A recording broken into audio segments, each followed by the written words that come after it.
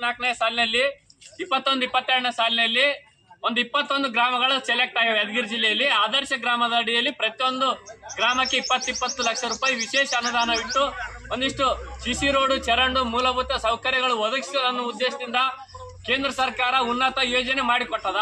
ಆದ್ರೆ ಇಲ್ಲಿ KIDL ಸಂಸ್ಥೆ, ಕರ್ನಾಟಕ ಗ್ರಾಮೀಣ ಮೂಲಭೂತ ಸೌಕರ್ಯ ನಿಗಮ ಇವತ್ತೇನ್ ಮಾಡ್ಯದಂದ್ರೆ ಕಳಪೆ ಕಾಮಗಾರಿ ಮಾಡಿ ಅವೈಜ್ಞಾನಿಕ ಕೆಲಸ ಮಾಡಿ ಈ ರೀತಿ ಸಿಸಿ ರೋಡ್ ಹಾಕಿ 3-4 ತಿಂಗಳಾಗಿಲ್ಲ, ಇಂಥ ಚರಂಡಿ ನೀರು ನಿಂತದ. ಹಾಗಾಗಿ ನಾವು ಹಲವು ಸರಿ ಲೆಟರ್ಗಳು ಕೊಟ್ರು ಬೇಜವಾಬ್ದಾರಿಯಿಂದ ನಾವು ಬಿಲ್ ಯಾವ ರೀತಿ ಮಾಡ್ಕೋಬೇಕು ಮಾಡ್ಕೊಂತೀವಿ.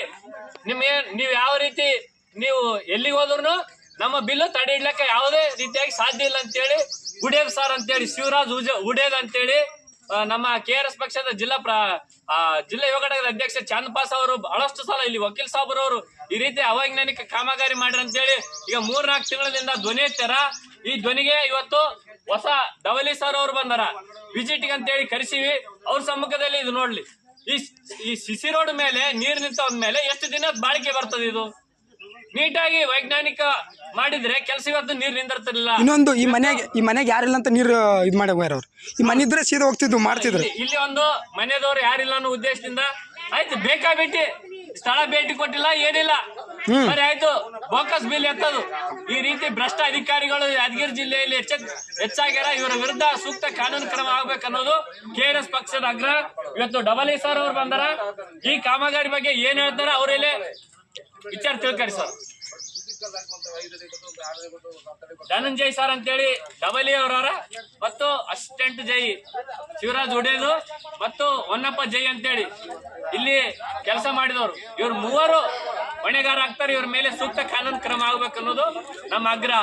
ನ್ಯಾಯ ಸಿಗುವವರೆಗೂ ನಮ್ಮ ಹೋರಾಟ ನಿಲ್ಲುವುದಿಲ್ಲ.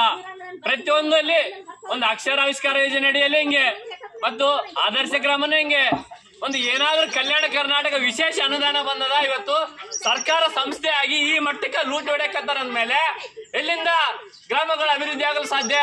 ಇವತ್ತು ಹೊನ್ನಪ್ಪ ಜೈ ಅವರು ಹೇಳ್ತಾರ ಇವೆಲ್ಲ ಡೊಂಬರಾಟ ಬಿಡ ಅಂತಾರ. ಡೊಂಬರಾಟ ನಾವು ಮಾಡ್ಲಕ್ ಬಂದಿಲ್ಲ, ನೀವು ಮಾಡ್ರಿ. ಇಲ್ಲಿ ನೆಟ್ಟಗ ಕೆಲಸ ಮಾಡಿದ್ರೆ ನಾವ್ ಯಾಕೆ ಇಲ್ಲಿ ಸಮಸ್ಯೆ ಉದ್ಭವ ಆಗ್ತೈತೆ? ನೀರ್ ಎದಕ್ಕೆ ನಿಂದಿರ್ತೈತೆ? ಈ ನೀರಿನಲ್ಲಿ ನಾವ್ ಎದಕ್ಕೆ ಕುಂದಿರ್ತೀವಿ? ಇಂಥ ಭ್ರಷ್ಟ ಅಧಿಕಾರಿಗಳ ವಿರುದ್ಧ ಉನ್ನತ ತನಿಖೆ ಆಗ್ಬೇಕು, ಕಾನೂನು ಕ್ರಮ ಆಗ್ಬೇಕು, ಬಿಲ್ ತಡೆ ಹಿಡಬೇಕು. ಇಲ್ಲಿ ಭಾಗಿಯಾದಂತ ಎಲ್ಲ ಅಧಿಕಾರಿ ಮೇಲೆ ಸೂಕ್ತ ಕ್ರಮಕ್ಕಾಗಿ ಮಾನ್ಯ ಜಿಲ್ಲಾಧಿಕಾರಿ ಅವರಿಗೆ ಆಗ್ರಹ ಪಡಿಸ್ಬೇಕೈತಿ.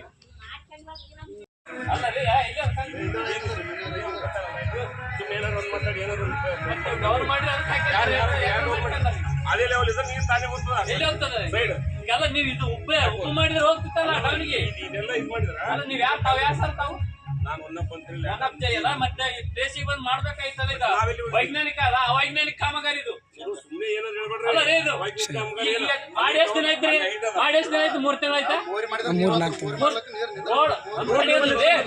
ಅದು ಹೇಳಿ ಸರ್, ಡಬಲ್ ಸರ್, ನೀರ್ ಎಲ್ಕೆ ನಿಂದಿರ್ಬೇಕು ಇಲ್ಲಿ? ನೀರ್ ಎಲ್ಕೆ ನಿಂದಿರ್ಬೇಕು ಈ ಜಾಗದಾಗ?